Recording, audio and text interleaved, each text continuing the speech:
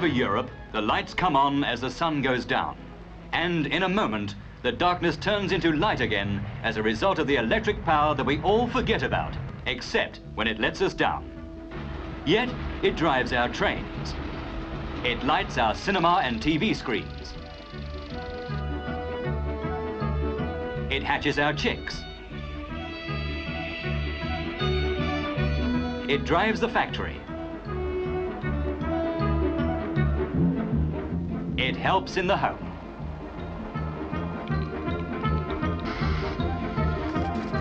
It's behind the computers and the modern operating theatre.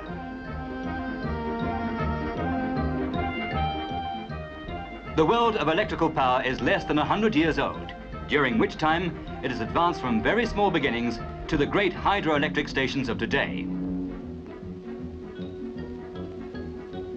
Right across Western Europe is a network of stations like Walchensee, linked together by the transmission lines that span a continent.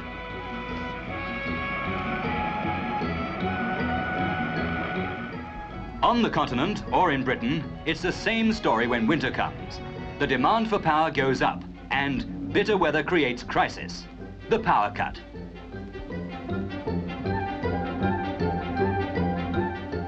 It was to combat the power cuts, among other things, that a union was formed back in the early 50s to coordinate the production of electricity in Western Europe. 8 countries now belong. 3 others are affiliated, and Britain watches closely from the sideline. Regularly, the experts meet, as here at Rotterdam, making up what might be called Europe's common market of power. As a result, power is now freely transmitted across frontiers, switching from country to country to the areas that need it most.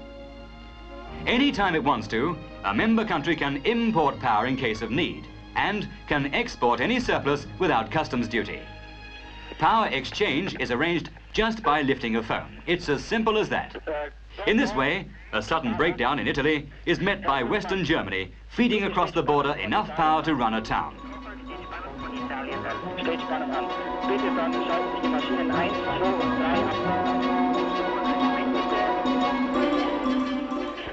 Key substations like Brauweiler near Cologne act as the nerve centers of the European supergrid.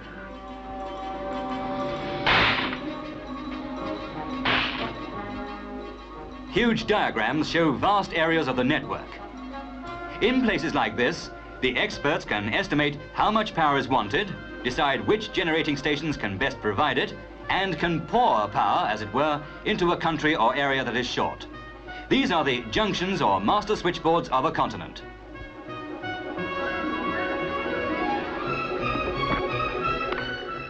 Orders go out regularly, moving stations into service, switching them out of it according to the demand.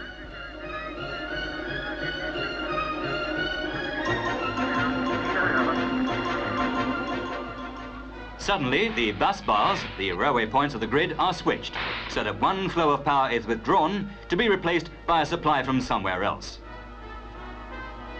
All this means that hundreds of generators in different countries throughout Europe have to be perfectly in step together. The pulse, like the time, is exactly the same, from Brauweiler to Rotterdam, and from Rotterdam to Munich.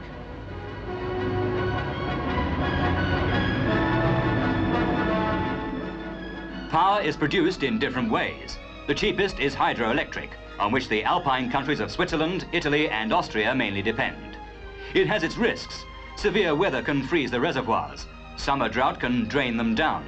Ice and low water can mean big cuts in power output.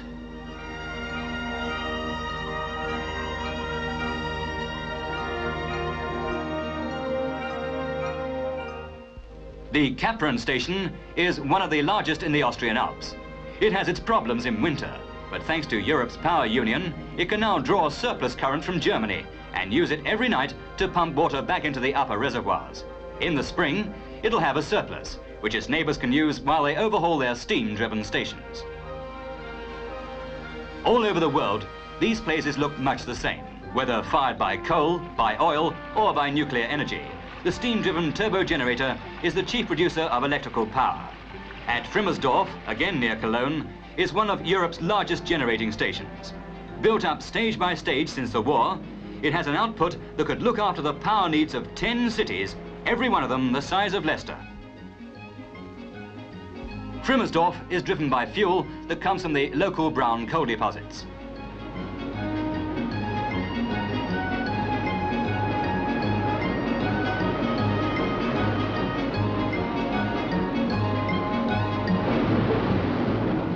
They are worked by open cast mining, the giant mechanical diggers cutting out layer after layer and feeding the coal to the special trains that keep the hungry boilers supplied with fuel.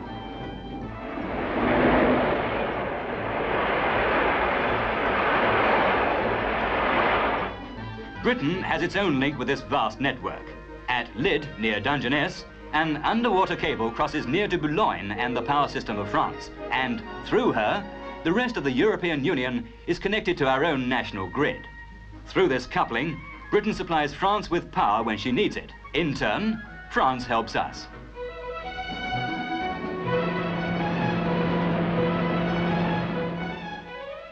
Within a few miles of the cross-channel power link is the nuclear power station nearing completion at Dungeness, an ultra-modern type of station in which Britain leads the world.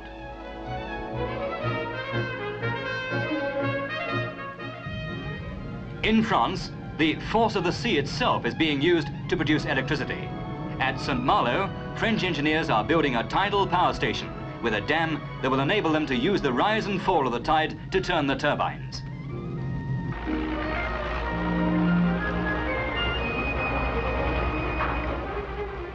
This is a very ingenious idea indeed.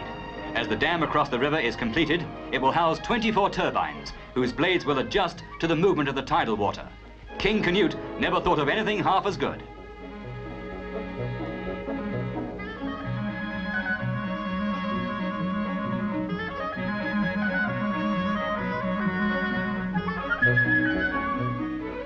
One of Europe's leading pump storage stations is in Luxembourg at Vianden. Britain uses this system at a new station at Festiniog in North Wales. The station takes the power off the grid at night when the consumer demand is slight and uses it to pump the water up to the top reservoir. Then in the day, when the demand is at peak, the water is let down and generates power when it is most needed, providing it in this case to France and Germany.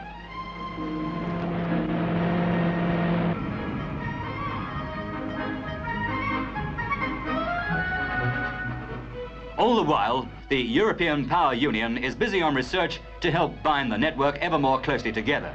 Hence the interest in high-tension transmission. In every country, the operators keep in close touch with the needs of Mr. and Mrs. Everyman. In Britain, millions of television sets will be switched on for great sporting events like the Grand National and the Cup Final. And as soon as the program's over, the everyday life of the family starts up again, using electricity in a dozen different ways. All this has to be allowed for.